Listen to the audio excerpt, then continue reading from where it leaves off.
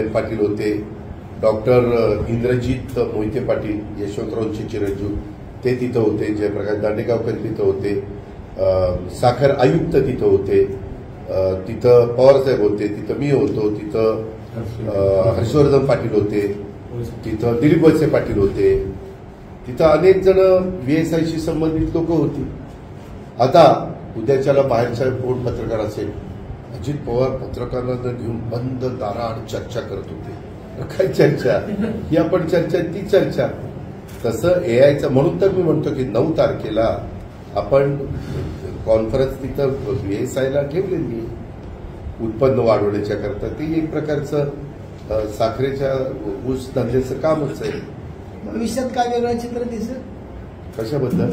दोन्ही पवार कुटुंब एकत्र येणार त्याच्या का आम्ही तर म्हणजे माझ्या मुलाच्या साखरपुड्याला ते सगळे आले होते. घरातले कार्यक्रम असतील तर त्या ठिकाणी आम्ही जातोच. परिवार वेगवेगळे विचारधारा